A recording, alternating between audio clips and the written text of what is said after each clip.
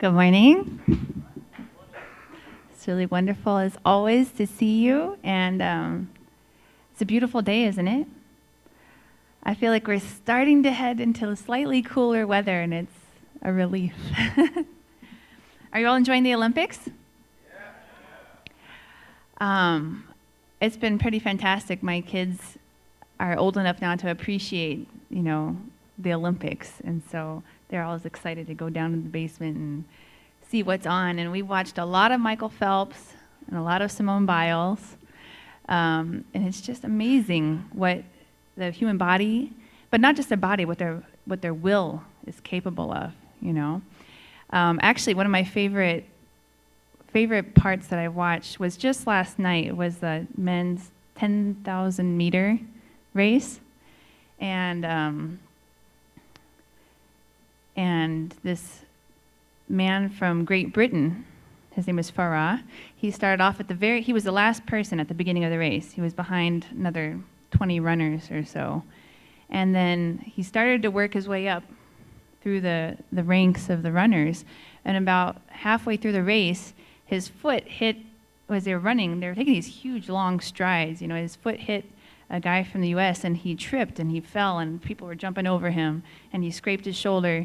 And he just got up and gave a thumbs up and kept running, and then he won first place, and it was awesome. You don't get to see people demonstrate the very best of themselves, like you do during the Olympics every day. So I really love this time of year. My topic for today is grace, growth, and getting out of our comfort zones. So many of us participated last week in our grace ceremony here in Denver, and some of us are still waiting to do it, and some may have done it earlier. But it was really a chance for all of us to lay down our mistakes in front of God, lay down our faults, lay down our regrets, and to start fresh. So how is everybody feeling this week? All right. Okay, well, actually, it's good because I, as you will see later, I feel like I'm sharing a sentiment with many of you guys. So that's great. I have a quote from Father. Talks about being our repentance or our being accepted by God, our mistakes, the things that we lay down in front of Him. How do you know that your repentance can be accepted by God? You can see proof in your own resurrection. So this means that we are now living a new life. We are not the same people that we were last week. But people will experience this in different ways. Now, some of you, I'm sure, had what I would consider like a transformation experience. A transformational experience is when you are at this level, and then you go through the grace ceremony, you go through your transformation, and it's like almost instantaneous. You feel like you are up here. You feel reborn as a new person. You feel like you've left behind your old ways, and everything is new. One experience that I had that was similar to this was after Mia was born 4 years ago. The twins were about 2.5 years old. And I think it's just natural that when a new sibling is added to the family, or when there's a major life change, that for children, they're not intentionally, being bad, but there's often a shift in their behaviors, and it's an adjustment time to get used to our new way of life. And for about 6 months after Mia was born, I felt like my two sweet, cuddly little boys had found some like inner gremlins that were manifesting. And I felt like I just could never get them to hold still. I could never get them to listen to what I had to say. I was having to yell, or like nothing could get into their bubble, their world. I'd have to go physically and like take them by the arms and look them in the eye and be like, okay, I've said this 20 times. This is what I want you to do. And it really began to wear on me. I began to feel like, these kids, they're going to be problem kids. They're not the kids that teachers are going to want to have in their class. They're not kids that I want to have to deal with every day. And I began to approach them from this perspective of like, this is going to be another rough day. We're going to have to deal with all these different problems and issues, and I'm going to have to yell, and there's going to be timeouts, and hopefully no spankings, And it didn't feel good for me. I knew that it wasn't just them. I knew there was something in me that was off, but I couldn't always pinpoint it. But I came to a point when I was really able to reflect on it,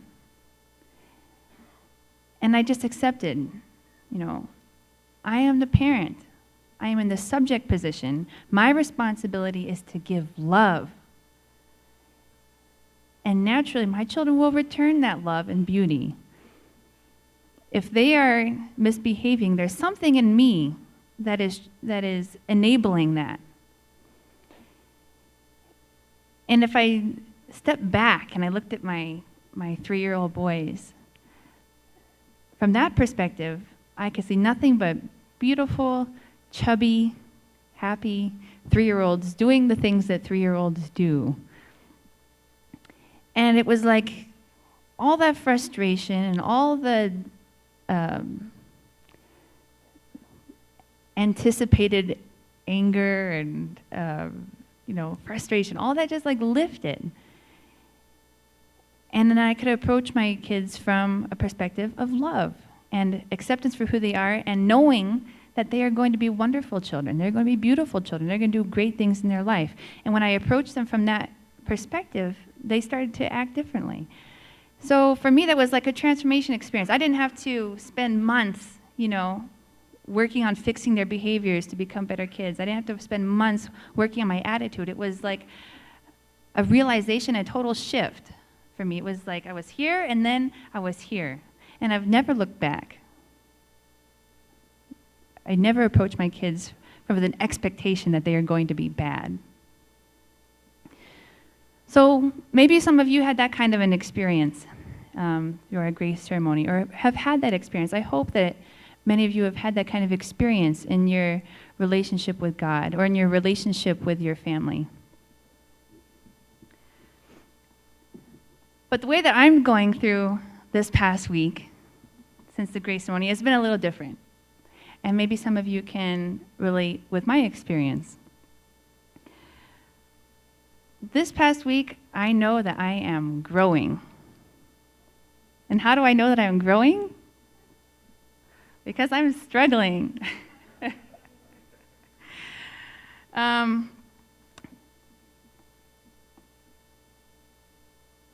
The good thing is, I've been here before, and so I know what's happening. Back when I was on STF, and when I first started to learn what it was to go fundraising and how to pray and how to set a goal and be accountable to my goal. When I first went into STF, I didn't have that kind of a lifestyle practice. So I was at this level, and I'm aiming for, this level. And so different levels all throughout that time, you're aiming for something and your reality's here and you want to be here, and there's growth that has to happen to get there. So you try and you make a little bit of progress, but you're not there yet. Or you try and you fall back. And it's a whole series of ups and downs as you keep picking yourself back up and you keep trying again. And there is a lot of struggle experienced in those moments. Same thing for when I was competing in the MR340, that huge kayak race we did across Missouri. It was, my sister and I trained for it. We worked out and we did long kayak trips. Long was like 5 or 6 hours. But then when the time comes, I have 340 miles to go. And the first day we paddled 26 hours straight. And it's nothing that I've ever done before. And I don't know how I'm going to do it. And, little by little, the pain starts to set in your shoulder and starts to set in your wrist. And your back starts to hurt and your butt starts to go numb because you're sitting in the kayak for so long. And you struggle because you're not at the end of the race. You're not where you want to be. But you don't want to go back to where you were. So that's where I feel like I'm at right now.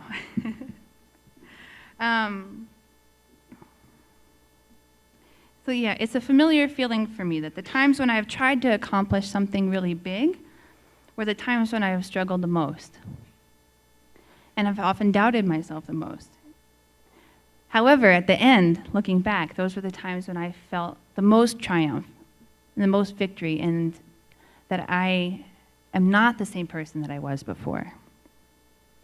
So, fortunately, after experience, I know that this is just part of a process, and this is what growth looks like. So I have a quote here about, never mind. Quote about growth. I have something in my notes that I don't have a slide for. Let's see if I can remember it.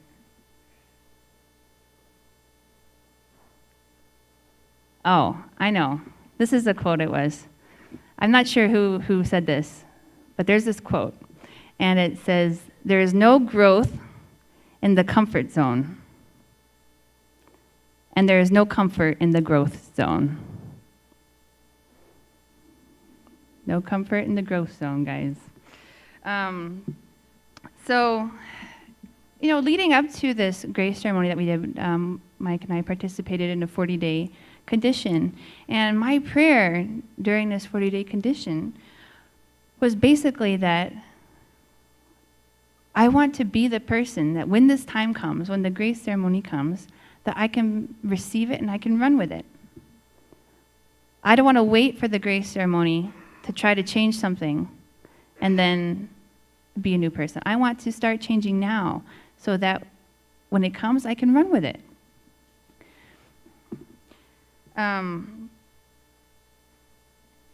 So I started thinking a lot about the kind of person that I want to be next. What kind of relationships do I want to have? And what do I want to accomplish?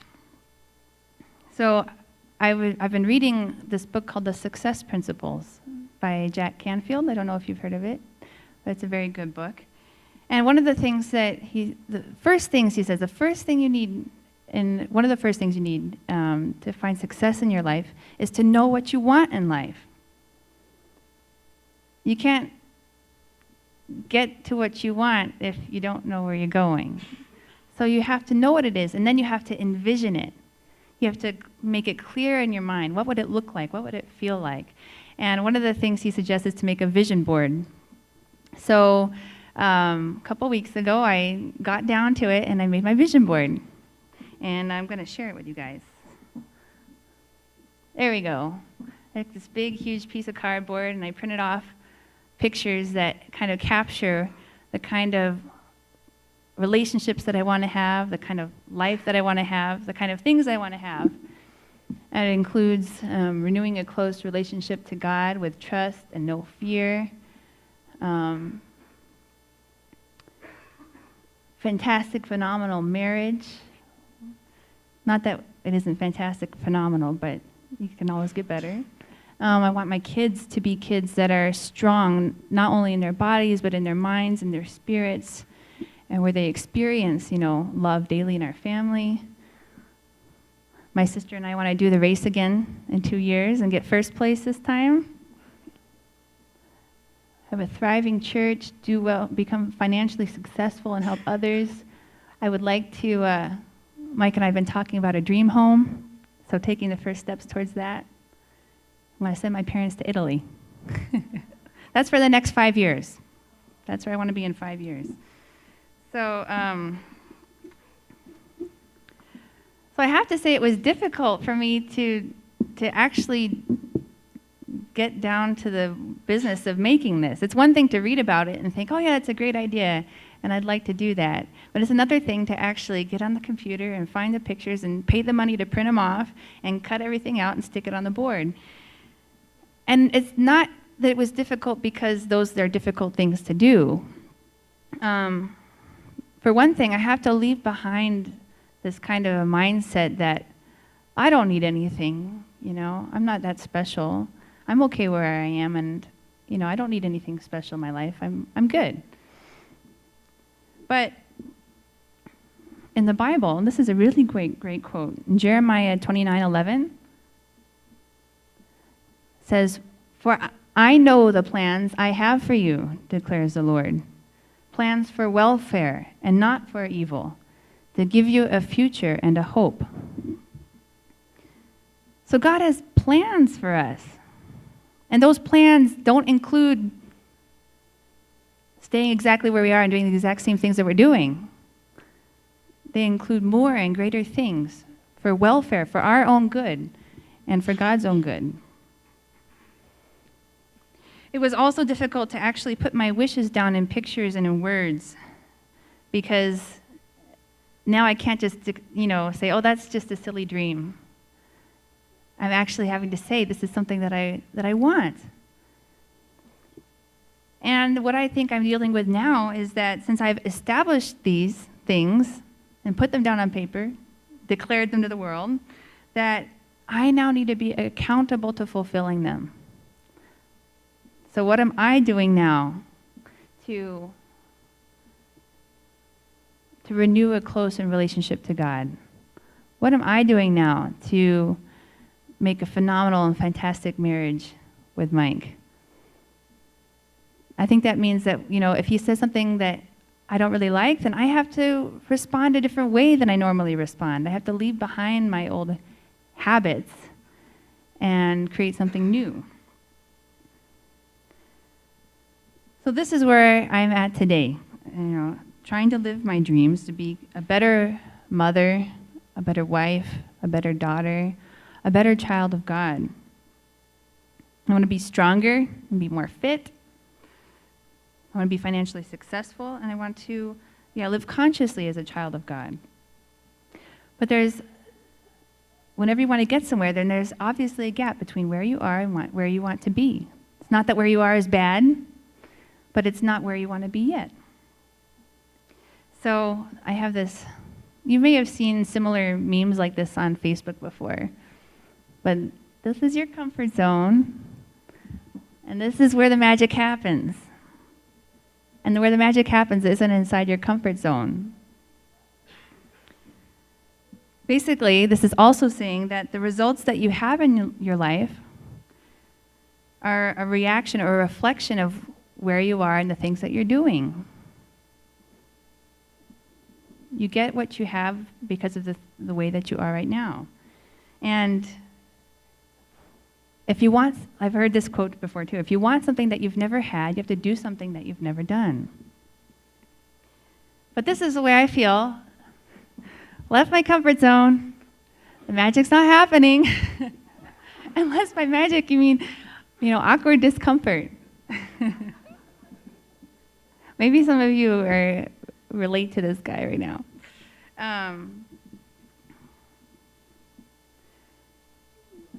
But I would say that this is because of our habits. We have good habits, we have bad habits. We have habits we don't even realize are habits. But a habit is simply something that we do so often that it becomes easy. And that's what keeps us in our comfort zone. In other words, it's behavior that you keep repeating, and then we're used to doing it, and we're comfortable doing it. Whether it's something that we know isn't that great for us, or it's something, maybe we have really great habits in our life. We have really great habits to restore our relationships, or to run in the mornings, or to pray every day. This is a quote from the Bible about good habits, from Job 22:26. Whoops, this one. You shall also decide and decree a thing, and it shall be established for you, and the light of God's favor shall shine upon your ways. This is basically what good habits look like. So I guess where I'm going with this is that whether you had a transformation type experience with the grace ceremony, or whether you're like me and we're dealing with the daily realities of taking the steps to get to where I want to be, either way, there's actions that are required with that. Because even if you had a transformation experience and you feel you're totally lifted out of where you were before, we still need to create a new way of life. We still need to create new habits. We need to take actions that are in line with the commitments that we've made. Otherwise, our habits, our old ways of thinking, our old ways of acting will creep back up to us. So, this is the last meme I've got. Life begins at the end of your comfort zone. So if you're feeling uncomfortable right now, know that the change taking place in your life is a beginning and not an ending. I think that's a really good reminder that, we don't like to be struggling. Sometimes we feel like I shouldn't be struggling. It's not a good thing to be struggling. But I think it's a good reminder to realize that sometimes we have to be uncomfortable. We have to struggle to overcome the things that we don't want to have in our life so that we can rise up to a new level and have the things that we want to have. Be the person that God wants to be. Essentially, we need to start taking positive action, and we need to do it today. So this is one more quote from the Bible. It's from James 1:22. Oh, sorry, not that one. That one. There we go. Be doers of the word, and not hearers only, deceiving yourselves. We're not deceiving God. We're not deceiving other people. We deceive ourselves when we don't take action on our goals, when we don't take action on what we know to be true, when we don't take action on God's words. So many of us would like to be better in our life, have better relationships in our family, be closer to God. But to attain those things requires new action, and consistently, out of our comfort zone. And I have to say the scariest part is at the beginning, which is for me, it's this first week after the grace ceremony. The scariest part is the beginning, when you first step out, and you don't have any results yet to tell you that what you've done is right. You don't have anything that says, oh yeah, you're doing a great job. Look, your kids are relating to you better. Your husband loves you more. God is, pouring down his love on my life. I'm not feeling that yet. So that's the scariest part. And that's when it's easiest to step back and be like, oh, no, it's okay. I think I'll just stay where I am because I know where I stand with God and my kids and my husband in this zone, in my comfort zone. I know where I stand. And I know how to deal with this. The scariest part is when you first step out, that first week, that first month. You can even feel like a worse person than you were before because you just don't know how to respond. You don't know how to deal with it. But this is the crucial part. Do we continue forward in faith into the unknown? Or do we give in to our fears and retreat back to our comfort zone? Where we feel pretty good about ourselves, where we know what to expect, and where we're comfortable. So, I would encourage all of you that if you are stepping out of your comfort zone, if right now, maybe you are feeling a little bit of discomfort, maybe you're feeling a little bit of fear, maybe a little bit of doubt, oh, maybe that grace ceremony wasn't really anything special for me after all. That you are right where you need to be. You've taken that first step. So keep moving forward and watch the magic happen. Watch the results come with your continued efforts.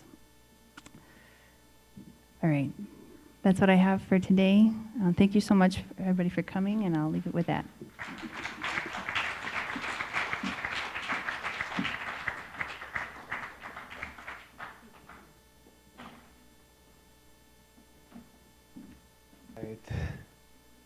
So we got some pictures here from last Sunday.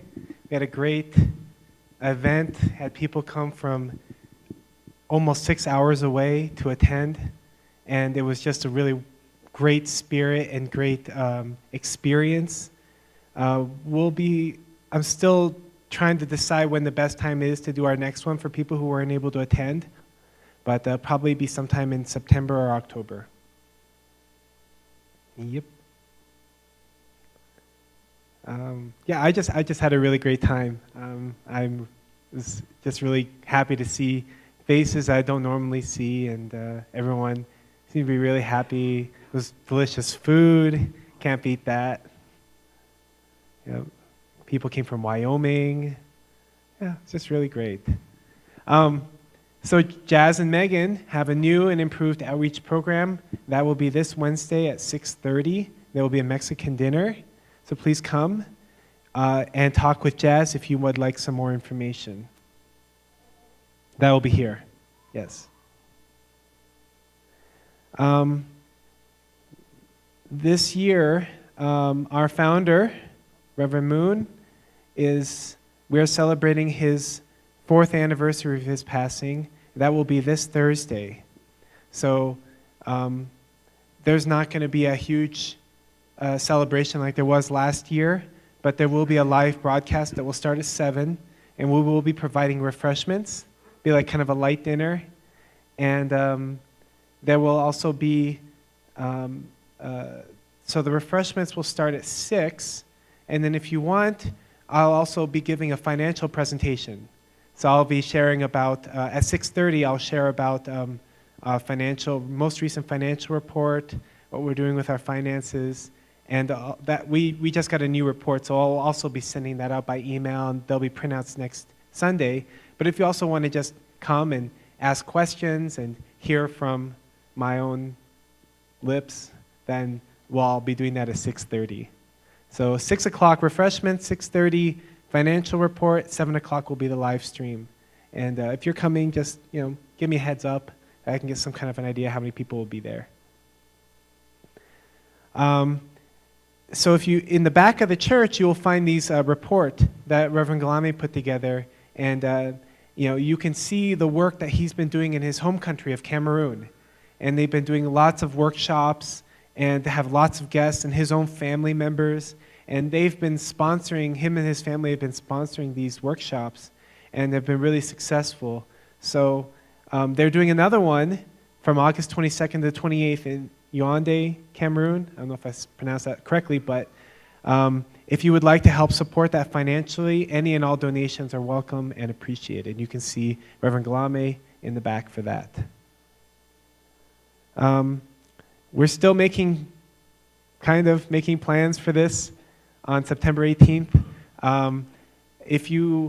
Even if you don't want to necessarily help organize, but if you just have some ideas that you just want to put forward, don't worry, I'm not going to make you if you have an idea, that means you have to do it, kind of thing. But, I appreciate any kind of feedback or ideas, or just, just even if you want to just some more support in a small way.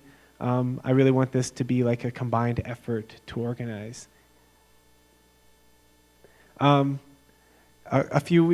Maybe a couple months ago, I talked with Reverend Galame, and he was telling me about how his son got all these awards from school, and I was like, hey, send them my way, because I think it's really important to celebrate accomplishment, right? To recognize accomplishments. So his son Tongil, how old is he now? 10. Okay, so 10. So he won all these awards as a math whiz, math magician, Sum dog. What's sum dog?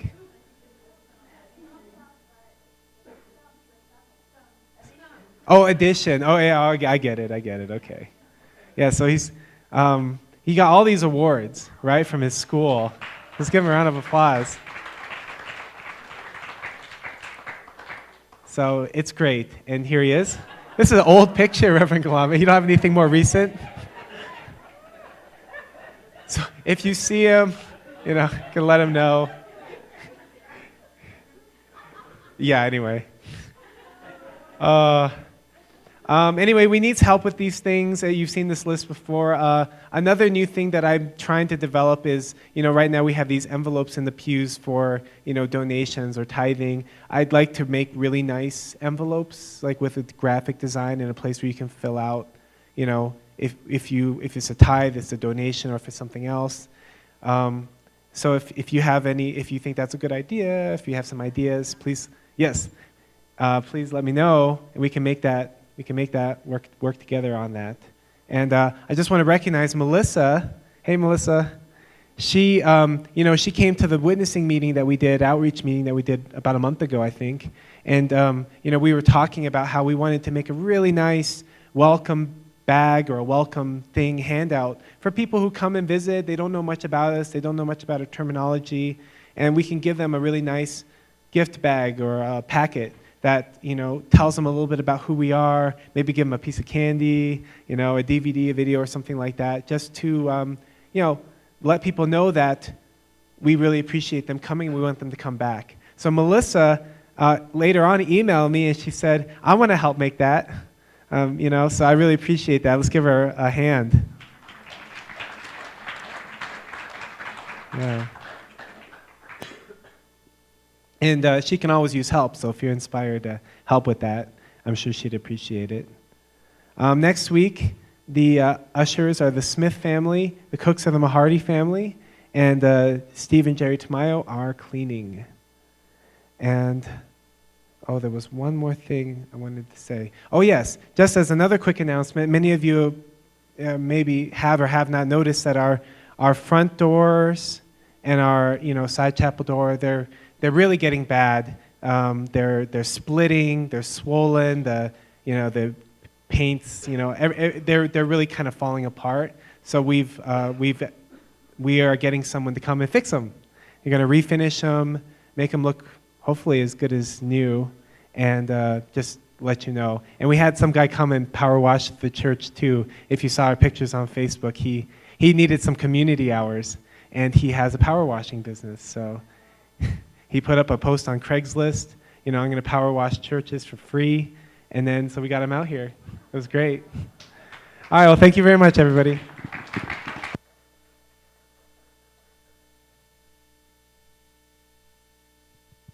And now we're going to have our band for our final song, so please rise and join us.